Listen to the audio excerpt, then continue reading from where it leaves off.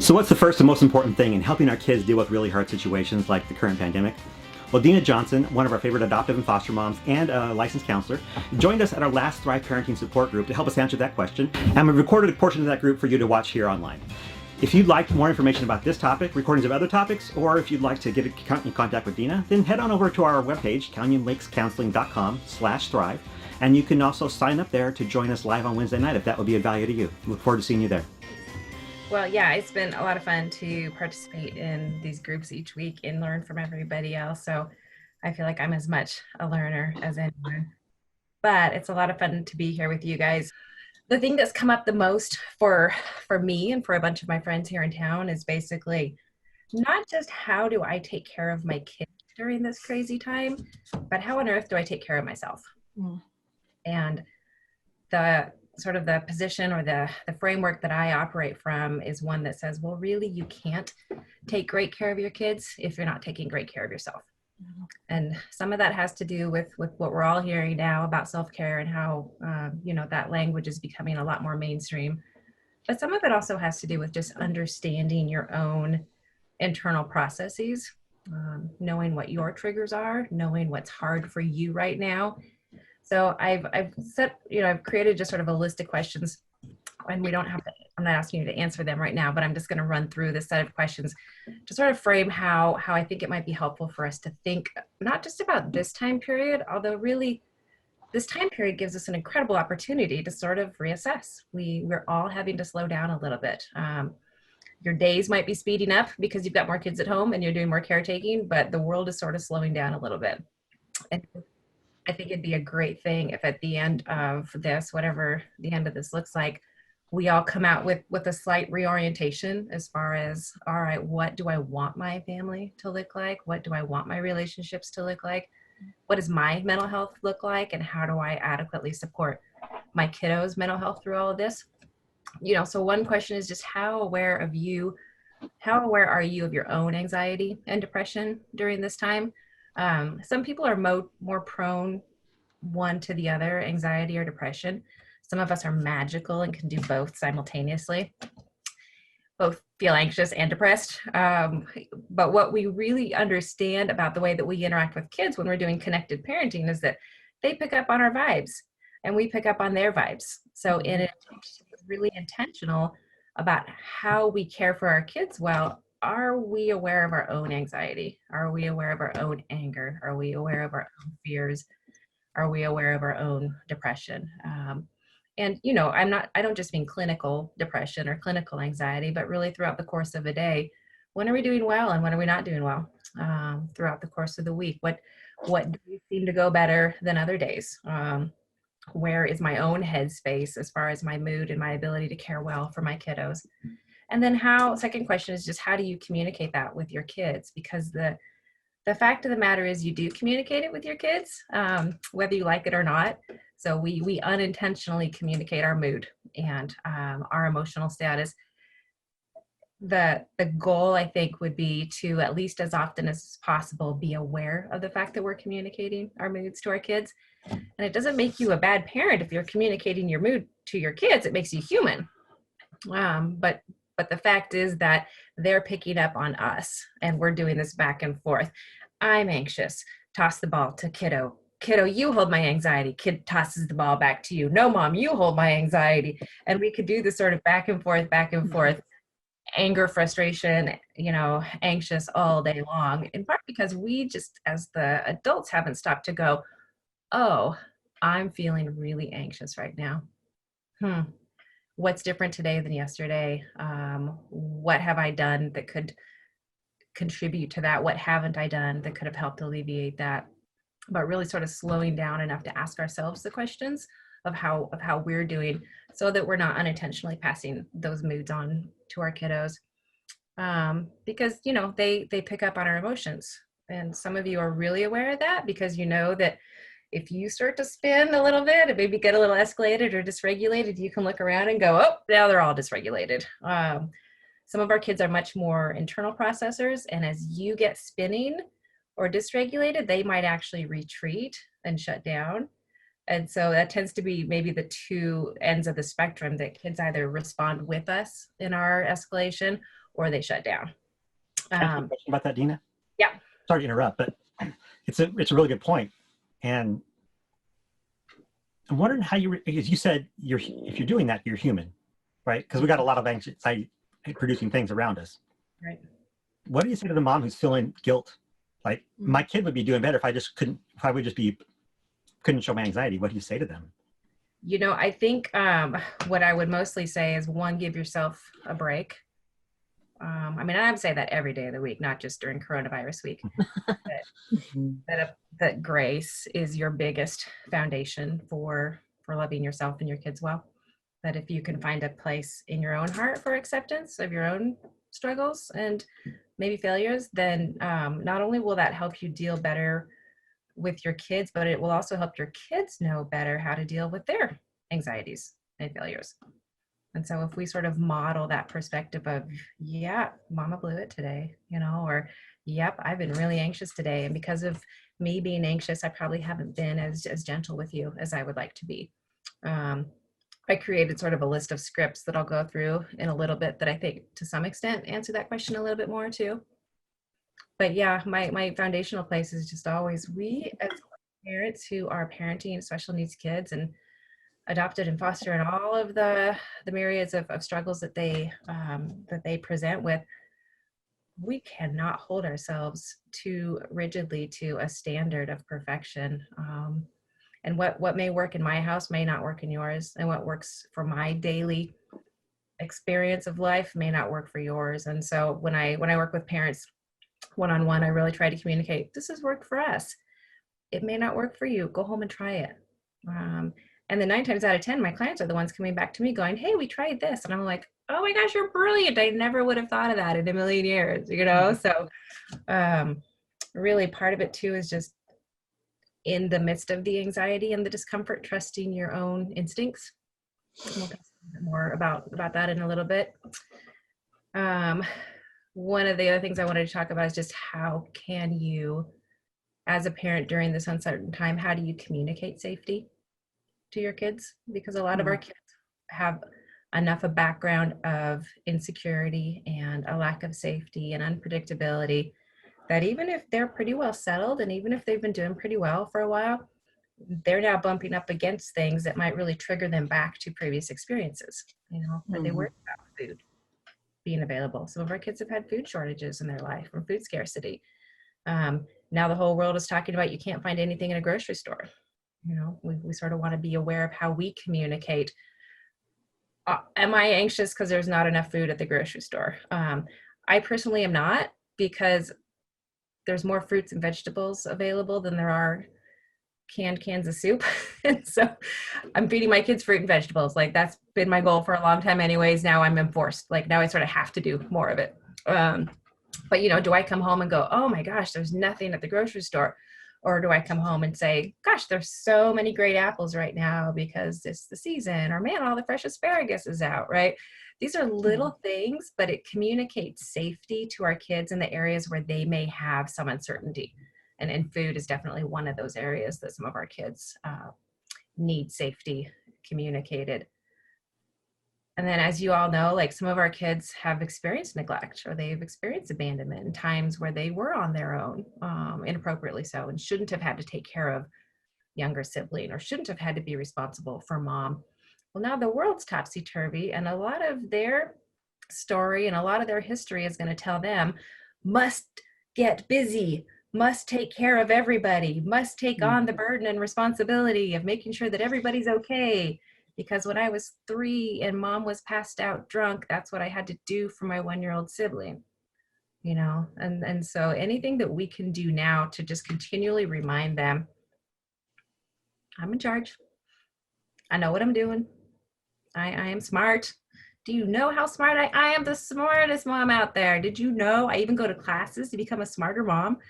We just want to be reminding our kids all the time that we're competent. And even if you don't believe it, I encourage you to act like it, right? Even if you have times where you don't feel like you know what you're doing or you don't feel competent, our kids really deserve the safety of having this, at least for some period of their youth, right? This imaginary world where mom and dad know everything and they take good care of us.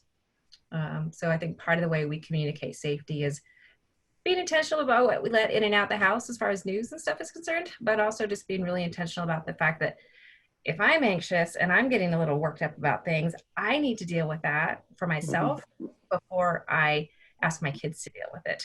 And maybe I don't ask my kids to deal with it. You know, maybe we just go on as if life is fun. And I don't know, we're eating some more rice and beans lately because the pantry is running low and I don't want to go out to the grocery store as often. They don't need to know that's a big deal. It's just dinner, you know? And then one of the other questions I would just ask is what can we do during this time really to make a worthwhile shift? And maybe at the end of it, we come out with some surprising gifts. You know, maybe we learn some things about ourselves and our kids. At my house in particular, we've learned that 2 of my kids' anxiety level at school was through the roof, and that not being at school has actually been a tremendous blessing to them. They're a lot more calm. They're sleeping better. They're eating better. They just don't have to deal with quite as many challenging social interactions all day long, or paying attention all day long, or getting from this class to this class, and all of the executive function skills that requires out of our kids. So really, a couple of my kids, I'm not going to send back to school, not this year or next year. We're going to figure out some online platform for them and keep them home, because really just the extra anxiety that they're experiencing at school all this school year has resulted in a ton of behavioral issues. Well, now that they're not dealing with the anxiety at school, we're not seeing the behavioral issues. I wouldn't have known that. Like, had we not got shut down and stuck at home, I never would have learned that. So I'm trying to find the ways that I can go, okay, I'm learning good things about my kids. All right, this is actually good for our relationship and for knowing them well enough to really know what their needs are. I think with that, I just wrote out like a couple, we call them scripts or whatever, but ways to maybe work through some of that. So if you guys think that might be helpful, I'll read through some of those that I came up with.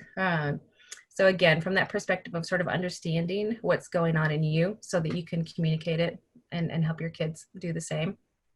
Because, you know, obviously if we can't identify what's going on inside of ourselves, we really can't tame it. So Dan Siegel, some of you are familiar with his writing and work.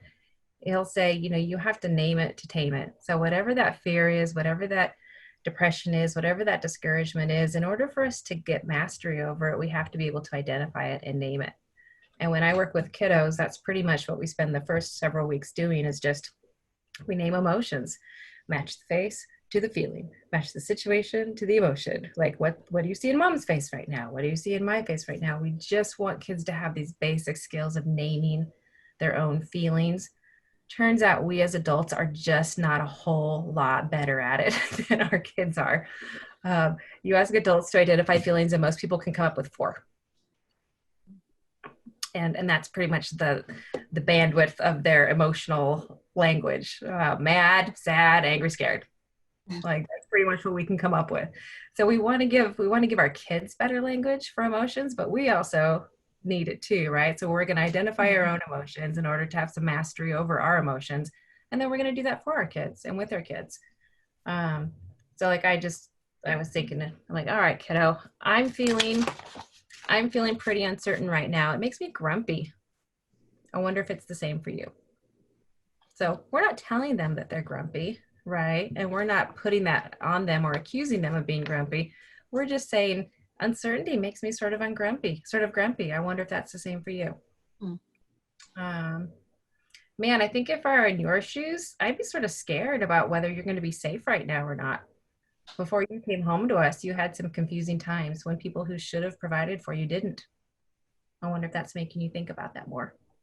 And I've had a couple kid clients this week tell more stories of their childhood than they have for the last month or 2. So I don't know if it's they have more time on their hands or if really things are just being triggered. Like, yeah, I remember the time when I was locked in the bathroom for 2 days with no food. And now everybody in the world is talking about, is there enough food on the grocery store shelves, right? So identifying that for them. Kiddo, this time is really confusing. I bet it's hard for you to trust me to take good care of you. in the middle of all this uncertainty. Our kids fundamentally do not believe that we can take good care of them. They will fight for that and push against that and clamor for that all day long, because their story, their narrative has definitely taught them adults can't be trusted, parents won't take care of you, and you can say to them all day long till you're blue in the face, I love you, I want to take good care of you, I love you, I'm going to provide for you, I love you, you're safe here. But really, until they have those multiple iterations of safety and security, they don't believe it. But they also don't always know it about themselves. They don't know that they don't trust you. And so rather than being frightened by the fact that our kids don't trust us, sometimes it's a real gift to say to them, I bet it'd be really hard to trust me. You experienced a lot of loss. Why would you? So let me just remind you, I'm real smart, I'm really competent, I'm a good mom. Give them that safety. Let's see, the other one I was thinking about, because this came up in session this week, I was thinking your mom died from illness a few years back, and now here we all are facing a really scary virus. I wonder if that makes you more anxious about your safety, or about whether or not I'm going to be around to keep you safe.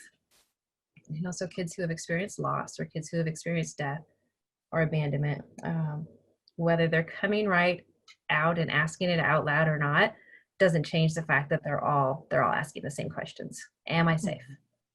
Will they take care of me?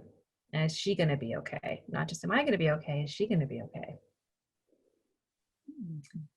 And I would say, honestly, kids don't need to answer a ton of questions right now. It's not so much that we want to set them up with a whole lot of questions, as much as it is give them opportunities where you you wonder aloud. It's more of a conversation starter. I wonder if that's hard for you. I wonder what that's like. I was thinking that might be scary. And I'm definitely finding that my kids are already sort of in the eye rolling stage of, we know, right? Because we talk about it, we bring it up, and we check in, and they're frankly really tired of being checked in with. So I'll give it a break for a day or two, because they've readjusted pretty quickly, thankfully. But then somebody goes off the rails, or somebody lights something on fire, and I'm like, hey, I wonder if maybe you're a little bit anxious about things right now. And at that point in time, they're more able to respond and identify in themselves. Yeah, this has been hard. Our kids are so, trauma. One of the byproducts of trauma is that our kids are so tuned in to our emotions. Mm-hmm. They may not always know their own emotions, but a lot of our kids can walk into a room and look around and go, safe, not safe, safe, not safe. Like they read the room and they read people, because they've had to be so hypervigilant and they've had to be so self-protective. And part of what they're doing right now is reading us like a book. And so, part of what we want to do is just constantly remind them that we're the grown-ups. We're put in place to protect you. The circle of security parenting, I don't know if you guys have ever heard of it, but they use a catchphrase that it says, parents remind their kids that they are, now I'm going to prevent it, bigger, stronger, wiser, kind. So your job as an adult is to be bigger, so you can keep them safe, wiser, kind. What was the other one? Stronger. I get them all mixed up. But we just, if that's a mantra that we're going to use throughout the course of the day, oh honey, you don't need to worry about that. Remember, I am bigger, stronger, kinder, and wise. Or what? Can't remember the order, but you get the point, right? Mm-hmm. My kids are like, I know you're bigger, stronger, kinder, wise. I have teenagers. Right now. I love what you're doing too, Dina, because I've heard it said that kids are wonderful observers and horrible interpreters. Mm-hmm. Yeah. So you're given the interpretation of what's going on. Mm-hmm. Exactly. Yeah. Because otherwise they're really catastrophizing. Like in their mind, they're telling the story in the worst possible way. Mm-hmm. And so for us to be able to jump in and reinterpret or redirect that story for them, I think can be a gift. And I love how you say, I wonder, because I think one of the mistakes I made early on with our older kids was I would say, I was doing the whole emotional thing, but I would say it in a way that made them feel like I was telling them what they felt instead of just You know, like I like that. I wonder if this is how you're feeling. Yeah. A little more curiosity. Yeah. Which, I mean, that doesn't come natural to me at all. My go-to method is to tell everybody everything about everything. I mean, like, just let me run your world. That'd be fine with me. Well, I don't know what your problem is. So I've really, really had to work and grow in the areas of, I wonder what that's like. And then I think because we know that they read us so well, it's probably good for us to continue to, again, just reiterate that I had to take classes to parent. Like, I've been preparing for this moment my whole life, kid. Like, you are so lucky you're with me, because foster parents and adoptive parents, man, we've had to do all sorts of training that normal parents haven't. Gosh, aren't we lucky? You know, I mean, so some of it's tongue in cheek, right? And some of it's humorous. Like, if your older kids can catch on to the humor, why not? And then the other one I was thinking about is just, hey, you may have noticed that I'm really short-tempered, that I was really short-tempered yesterday. I'm sorry about that, and I'm working really hard to take the best care of you in this crazy time. Sometimes that makes me tired or worn down. But I want you to know I talked to a friend or husband or a therapist, and I learned some better ways that I'm going to handle my stress. Because we're giving them permission to feel all those things, and then we're giving them permission to seek help, and we're giving them permission to know that that's an appropriate way to respond to the unknown. So sometimes being able to be, you know, you're not disclosing to your child, you're not letting them know, you know, you're not asking them to hold your emotions for you, but you are letting them know, hey, it's really normal to be confused or scared and maybe need some help right now. Okay, and then the one other, there's a couple more of those type of scripts that we can come back to if we want to, but the 10 things that Jenny put it in the title of the session. I love the way you did that. Here's what I'm sort of hoping comes out of this for all of us. One, I want you to know you're doing okay, and that you are not expected to know how to handle all of this. Like, literally, this is the first world pandemic in the internet age. Nobody knows what we're doing. And that being the case, I hope that allows us all to sort of like, okay, take a breath and just know that we're all in this together. And yes, I've been singing the High School Musical theme song like nonstop since this whole thing started. But if there were 10 things that I would like for you to come out of this one with this, one would just be opportunities. Like, be aware as your hard days unfold, what opportunities present themselves. So maybe it's an opportunity for more conversation. Maybe it's an opportunity for more physical proximity. Maybe it's an opportunity to learn something about your kids that you didn't know before, or tolerate some of the things that you don't enjoy a lot about your kids. I have a 17-year-old who's developmentally delayed, and he talks at this volume all day long, every day, mostly when I'm sleeping too. And he's a sensory seeking kid, and he asks the most redundant and ridiculous questions all day long, and I can find myself just like amping up with my own irritation and frustration. And what I'm trying to remind myself is I'm getting to see more of like how his brain works and what goes on in his world and what he thinks about and what's important to him, and that's an opportunity. The second thing is just slow down. Like, our world is so fast paced. We are going all the time. And those of us with special needs kids are going even faster all the time, between appointments and therapies and schedules and parties and this and that and the other. Like, we are going nonstop. And I think one of the biggest realizations for a lot of, for me and a lot of my peers has just been, we've been doing too much. We've really been doing too much, and our kids are tired and they're overburdened, and the benefit is not necessarily worth the cost. So I've really been trying to figure out how to better assess my kids' needs as well as my own needs, and find that crazy balance between their needs and my needs, so that I can really weed out what is unnecessary and what's unprofitable. And then there are seasons where we say, OT's been really great, we're going to take a 6-month break. Therapy's been really good, we're going to move to once a month or twice a month. Sports this season is just not happening. We'll make sure they're playing in the backyard. We'll get some activity, but team sports are not worth the price right now, which for me is every day of the year. Because, you know, you've got ADHD kids and executive function kids, and then you put them on a sports team and you tell them, pay attention to other players, pay attention to a coach, pay attention to yourself. And they're just miserable. They're so miserable. I hope you have exceptions to that. I don't. Yeah. So how do we weed out what is just not as profitable as it should be? And then how do we, for our kids' sake, weed out their stressors? So like I said, I'm going to keep my 16 and 17-year-old home next year. The stress of the social setting is too much for them, and I hadn't seen that as clearly as I wished I had. And so we're gonna figure something else out. The next one is just our focus, hopefully, can be on relationship and connection and predictability. So if we're going to do anything really well during this crazy time, I hope that what we do really well is just connect with our kids and provide them a sense of predictability.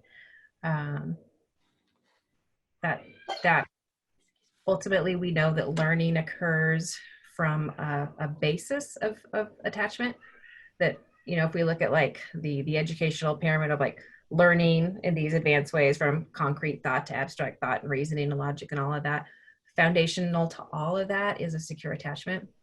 And our kids come to this already behind, right? That's already one of the hardest things for them. So if they do nothing academic for the rest of the school year, but they continue to grow security and attachment, they're going to come out ahead. They really will. And as a mom who homeschooled for 18 years, like I can tell you the greatest learning. I mean, and I was a rigid, structured, sort of anal homeschooler. I wasn't like, oh, they'll learn when we go to the grocery store. That happens. I'm not making fun of anybody. It just wasn't me. But really, they learned best when our relationship and our connection was more of the focus than the topic or the subject of the day. Can I ask another question here, Dina? Yep.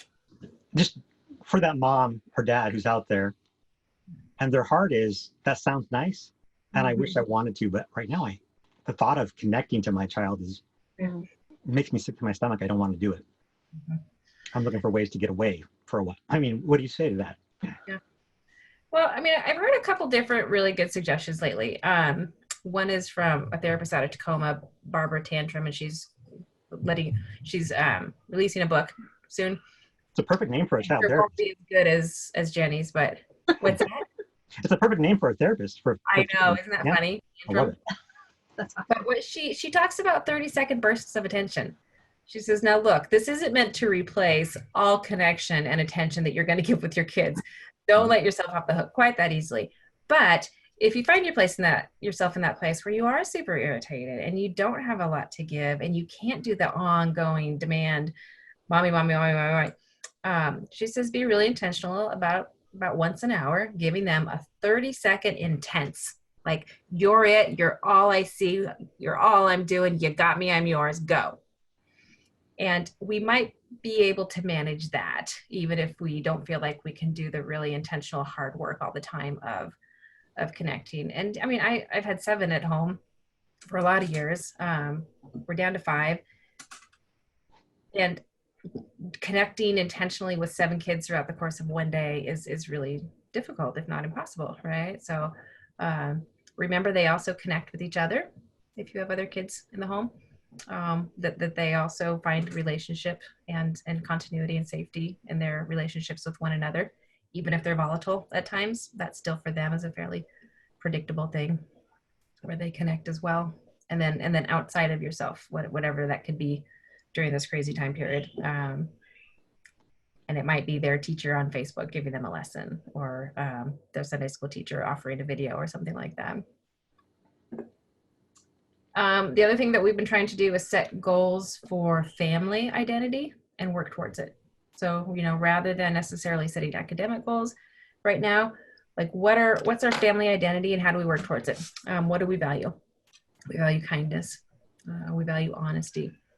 We value helpfulness. And how do we, throughout the course of the day, sort of redirect our kids to, was that helpful? You know, was that kind? We are on the same team, we have each other's back. We actually have more time now to reinforce that with our kids throughout the course of a day. Hey, we're on Team Johnson. We don't tear each other down. This is Team Johnson. All right. I've got your back. You need to get theirs. And then within that, I just also said, let some of you I know are already doing this, and it sounds sort of basic, but let your kids help. Like, give them responsibilities around the house. If they're not going to do it perfectly, but this is a great time for kids to actually be learning a whole bunch of stuff in the real world. So they can take out the trash, they can walk the dog, they can unload the dishwasher, they can mop the floors. They will not do as good of a job as you would. They can disinfect. They could, but this is a great time to actually sort of walk alongside of them and say, hey, this is how we clean a bathroom. We wipe down the surfaces, and then we get the mirrors, and then we do the toilet inside and out. And, actually take the time to give them some structured muscle memory experiences of learning new tasks. Because when else are you going to have the opportunity to sort of concentrate on some of these things? Let them help. And I'm absolutely the pot calling the kettle black there, because I love to cook and I want everybody out of my kitchen. I was like, leave. I don't want you to help. I don't want to cook. I want to cook. I want you to leave me alone. And then I complain about the fact that my kids don't cook. So, this is another opportunity to okay, you can help me with that. Sure. You can peel the carrots, or you can fry the hamburger, or whatever it is we're doing, that's age appropriate, to let our kids help and give them a sense of purpose and achievement. Because as crazy as some of us feel being home without anything concrete that we're achieving every day, our kids do too. They're a little bit at a loss for not turning something in, or getting feedback on a project, or having a grade. So giving them opportunities to help and learn new things is good. And then, the sort of the final point that I was thinking about is just, I don't know about the rest of you, but I'm not by nature what my friends and I call a fun mom. The kind, they're so cute. They create things, and they do crafts and field trips, and they go to the park, and, God love them. I've just never been a fun mom. Maybe it's because I've always had 7 kids, and, that's a lot of work, but I'm really, really trying to find more ways to say yes, right? To say yes. The Karen Purvis TBRI mantra is, stick together. I forgot the first one. Hold on. No hurts. Stick together. Have fun. The idea being, you can't have fun unless you stick together and have no hurts. And so I'm trying to really communicate to my kids and to my clients, look, our goal is to have fun. I want to say yes. We want to get to yes as often as we possibly can. And so we're going to not have any hurts, physical or verbal. We're going to stick together. Don't take off. Don't run away from the grocery store. And we're going to have fun. And it's a great opportunity to actually figure out how to give as many yeses as we can, but then really act, appropriately stick to our nose. And a lot of kids are pushing every single boundary right now. And so your consistency in saying, I can say yes to this, yes to that, is another way that we create that sort of structure and safety for our kiddos right now. Let's see.